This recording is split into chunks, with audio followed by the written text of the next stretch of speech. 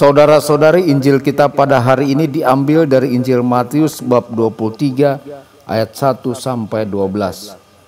Maka berkatalah Yesus kepada orang banyak dan kepada murid-muridnya, katanya, "Ahli-ahli Taurat dan orang-orang Farisi telah menduduki kursi Musa.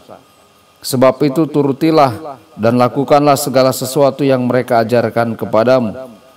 Tetapi janganlah kamu turuti perbuatan-perbuatan mereka, karena mereka mengajarkannya tetapi tidak melakukannya.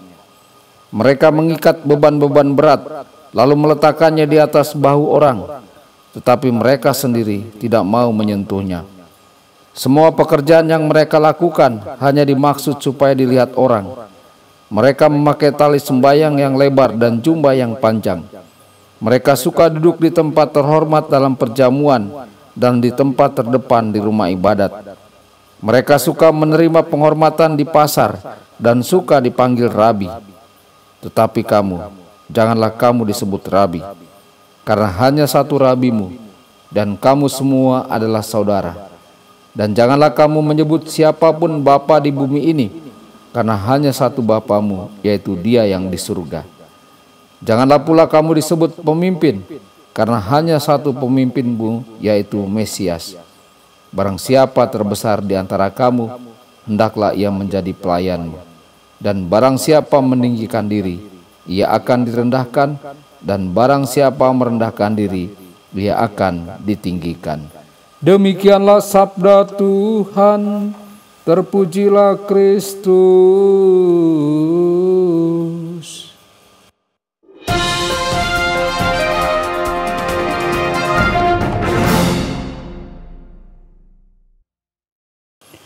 Saudara dan saudari terkasih dimanapun Anda berada, jumpa lagi dengan saya Romo Tedens dalam saluran Warta Kabar Sukacita.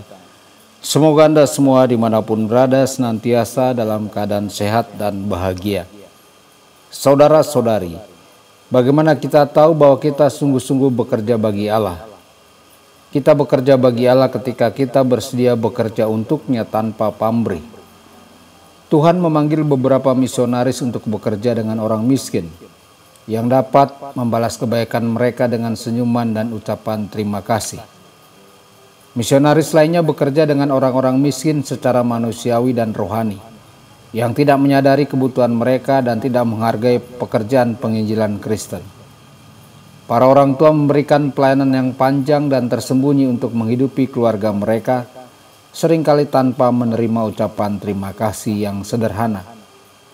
Saudara-saudari, Kristus menghindari pengakuan manusia bukan hanya dengan kata-katanya.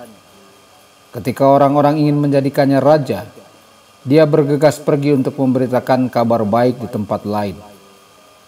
Apakah kita menghargai amal kita kepada orang lain lebih dari kita menghargai posisi otoritas apapun? Apakah kita mencari pujian dari orang lain atas perbuatan baik yang kita lakukan? Saudara-saudari, otoritas Kristen tidak berasal dari gelar atau posisi, tetapi dari ketatan kita yang setia kepada perintah Kristus untuk beramal dan melayani. Dengan kesetiaannya, Kristus menunjukkan kepada kita bahwa kita memiliki setiap alasan untuk percaya pada pengenapan janji Allah. Kitab Kebijaksanaan menunjukkan kepada kita rencana Allah. Ia memuji-muji nasib orang benar dan bermegah bahwa Allah adalah Bapanya. Marilah kita lihat apakah perkataannya itu benar. Marilah kita cari tahu apa yang akan terjadi padanya.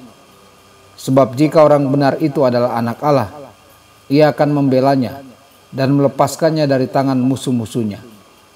Dengan caci maki dan siksaan, marilah kita mencobai Dia, supaya kita mendapat bukti akan kelemah lembutannya dan menguji kesabarannya.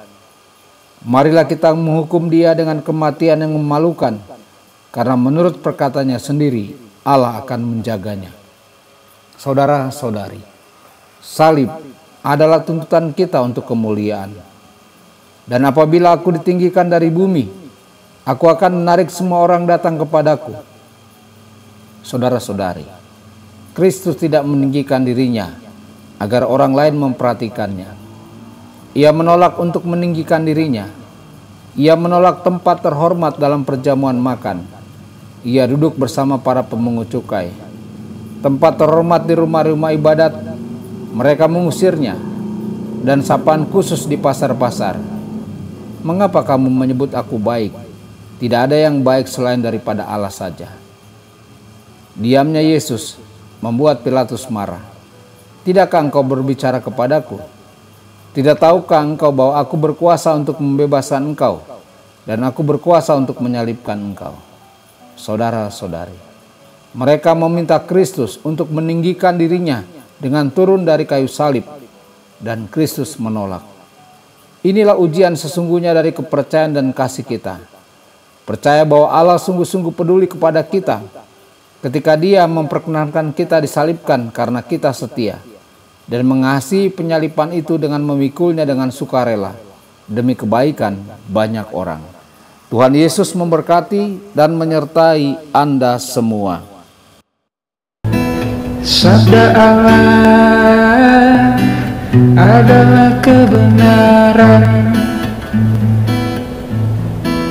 Sabda Allah adalah kehidupan. Mari kita mencintainya, mari kita menghayatinya. Ya Tuhan yang ku muliakan, sabdamu angkat resahku.